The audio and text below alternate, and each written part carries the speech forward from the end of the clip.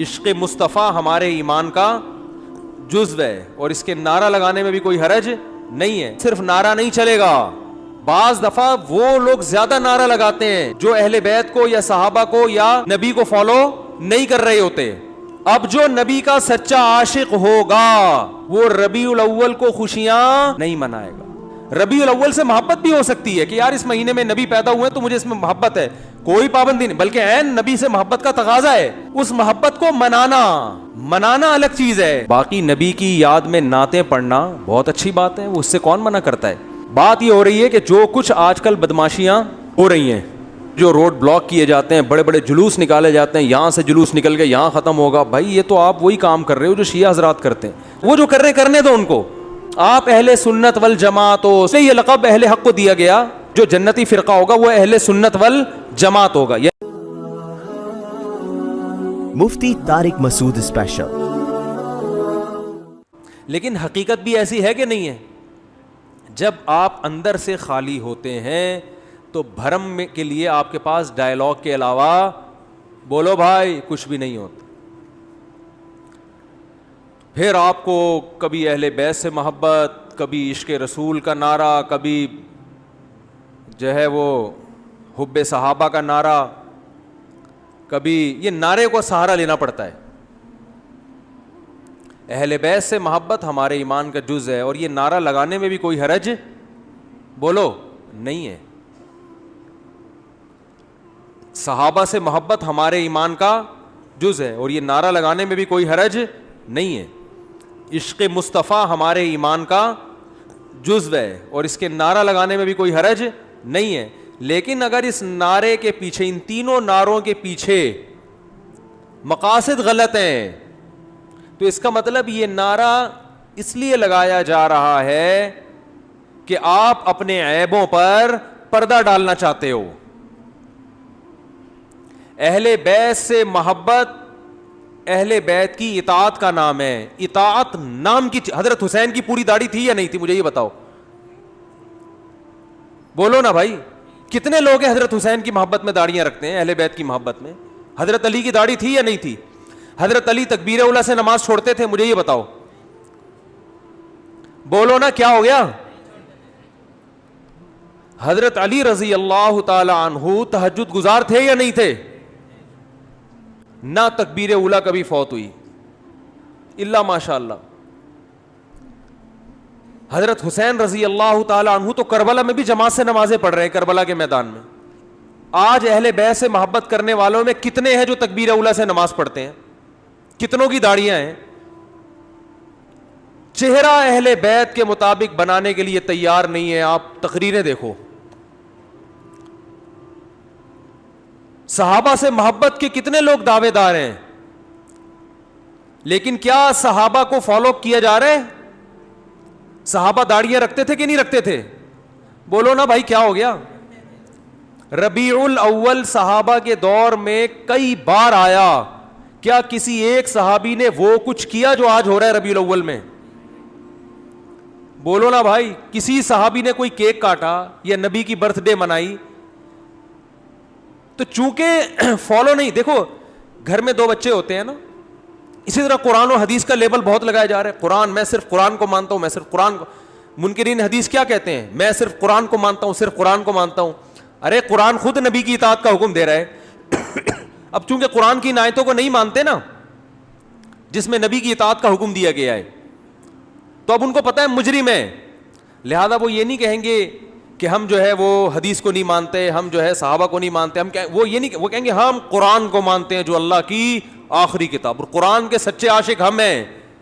او بھائی آپ اس لیے یہ دعویٰ کر رہے ہو کہ آپ قرآن کو مانتے نہیں ہو. اسی طرح آج بہت سے لوگ ہم صرف قرآن و حدیث کو مانتے ہیں, مقصد ان کا قرآن و حدیث نہیں, فقہا کا انکار ہے کہ قرآن و حدیث کی وہ تشریح جو فقہا نے کی ہے وہ نہیں مانیں گے, جو ہماری کھوپڑی میں آئے گی وہ مانیں گے ہم. لیکن وہ یہ لیبل نہیں لگائیں گے کہ ہم فقہ کو نہیں مانتے, لیبل یہ ہوگا ہم صرف کس کو مانتے ہیں؟ قرآن و حدیث کو. لیبل پہ کام چل رہا ہے مارکیٹ میں ہول سیل کے حساب سے. جس آدمی نے قرآن و سنت کی کوئی بھی بات اپنے پیر و مرشد کے کہنے پہ رد کرنی ہے وہ بزرگی کا لیبل لگاتا ہے, ہم بزرگوں کو مانتے ہیں. نہیں آ رہی بات. ان میں سے زیادہ تر لوگ, سب نہیں, نہ تو قرآن کو مانتے ہیں، نہ قرآن و حدیث کو مانتے ہیں، نہ بزرگوں کو مانتے ہیں، نہ صحابہ کو مانتے ہیں. شاعر نے کیا بہترین بات کی ہے، شرط ایمان مصطفیٰ سے والہانہ پیار ہے. یعنی مصطفیٰ صلی اللہ علیہ وسلم سے جب تک والہانہ پیار نہیں ہوگا ایمان کی شرط مکمل نہیں ہوگی. لیکن اگلے مصرے میں انہوں نے کہا پیار لیکن پیروی ہے، پیروی دشوار ہے. پیار نام دعووں کا نہیں ہے، پیار نام کس کا ہے؟ پیروی کا، فالو کرنا. اور کہا فالو کرنا بہت مشکل ہے. آگے شاعر کہتا ہے جس کو دیکھو اس کا دیوانہ سرے بازار ہے. یعنی کیونکہ اب لوگوں نے پیار کی ڈیفینیشن ہی کو چینج کر دیا.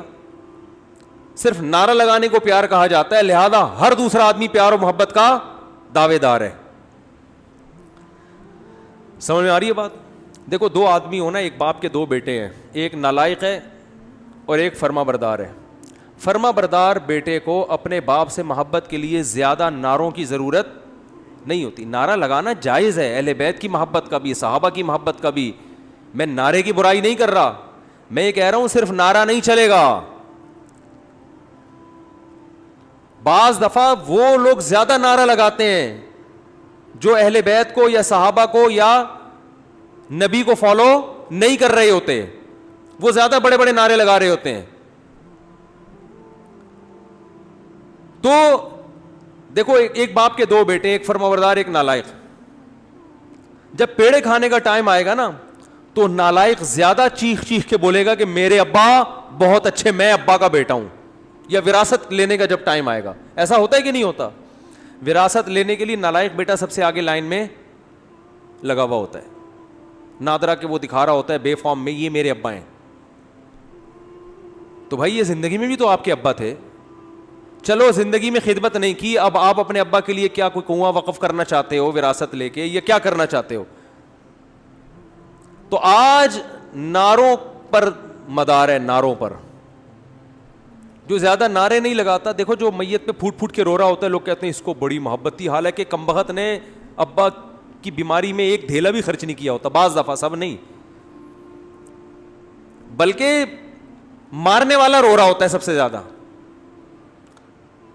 تو جس نے قتل کیا ہوتا ہے نا جنازے میں سب سے زیادہ، آپ نے دیکھا نہیں ہے کیا؟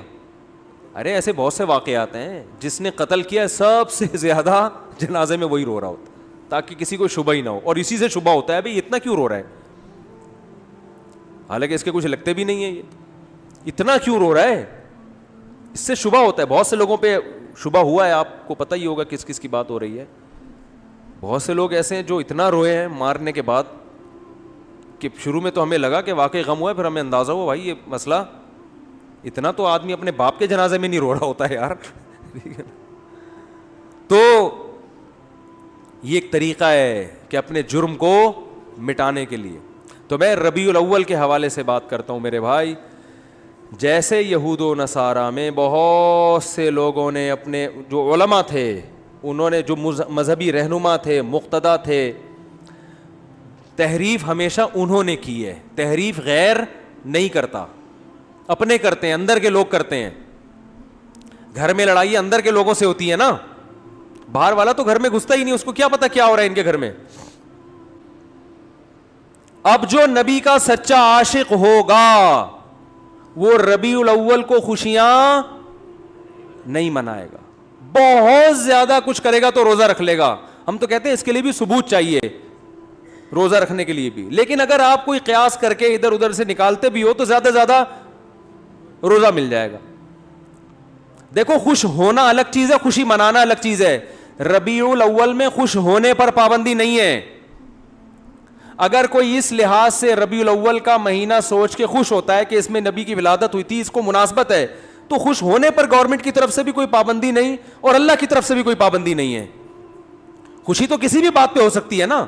ربیع الاول سے محبت بھی ہو سکتی ہے کہ یار اس مہینے میں نبی پیدا ہوئے تو مجھے اس میں محبت ہے، کوئی پابندی نہیں، بلکہ عین نبی سے محبت کا تقاضا ہے. اس محبت کو منانا، بات آ رہی ہے سمجھ میں؟ منانا الگ چیز ہے.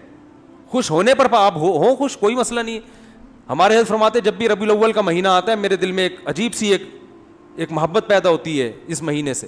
اور علماء کی یہ مزاج ہے یار, نبی سے بھائی نبی کی طرف جو چیز بھی منسوب ہوگی اس سے محبت ہوگی کہ نہیں ہوگی؟ یقیناً ہوگی. ہم جاتے ہیں مدینہ منورہ, رسول اللہ صلی اللہ علیہ وسلم کا حجرہ یہاں تھا مدینہ میں, دیکھ کے خوشی ہوتی ہے نا, ایک محبت کے جذبات ابھرتے ہیں یار نبی کی نسبت ہے, یہاں حجرہ تھا امی عائشہ کا, یہاں یہ امی عائشہ کا حجرہ, یہ نبی صلی اللہ علیہ وسلم کے بیٹھنے کی جگہ, یہ امامت کی جگہ, دیکھ کے ایک ایمان تازہ ہوتا ہے. لیکن کرنا کچھ نہیں ہے وہاں, کیونکہ کچھ کرنے کے لیے ثبوت کی ضرورت ہے. وہاں کرنا کچھ نہیں ہے, زیارت کر کے خوش ہونا ہے, اللہ سے دعا مانگنی ہے کہ اللہ ہمیں نبی سے اور محبت نصیب فرما. کرنا کچھ نہیں ہے, کرنا جہاں جہاں جو کچھ ہے وہ نبی نے بولو بھائی بتا دیا کہ یہاں یہ کرنا ہے, یہاں یہ کرنا ہے.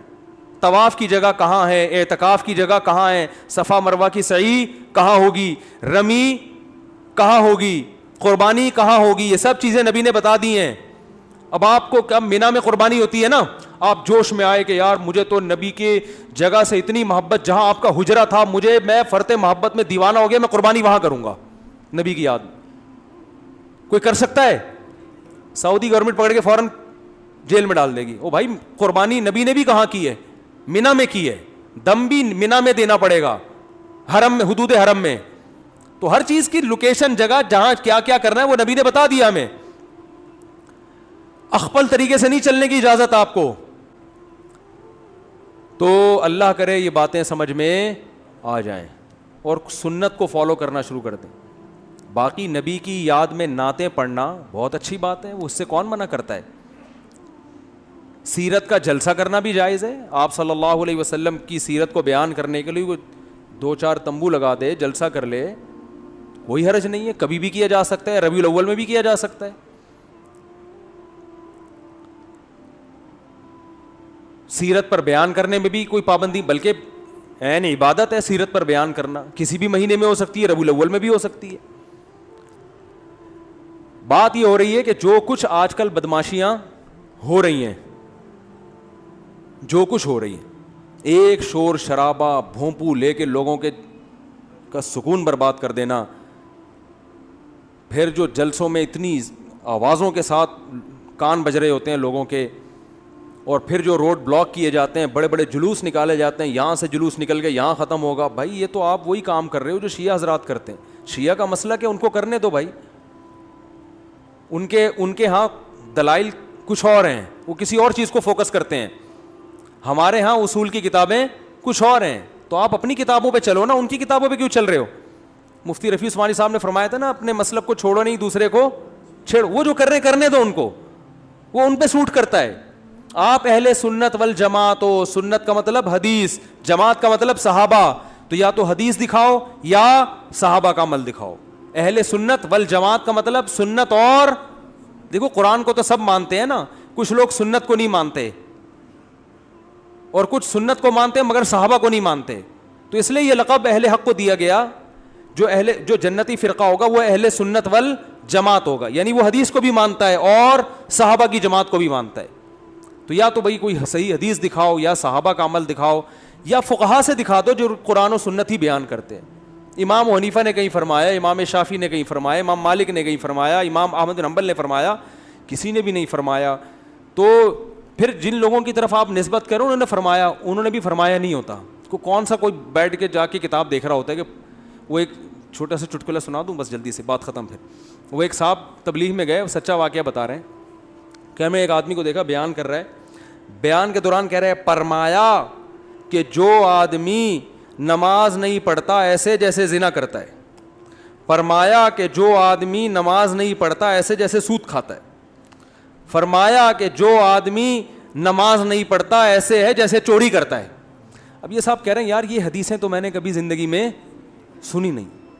فرمایا یہ بھی فرمایا, نبی نے کیا کیا یہ تو پہلی دفعہ سن رہا ہوں, اور کسی عالم سے نہیں, عامی آدمی سے. کہہ رہے میں نے اس کو پکڑ لیا.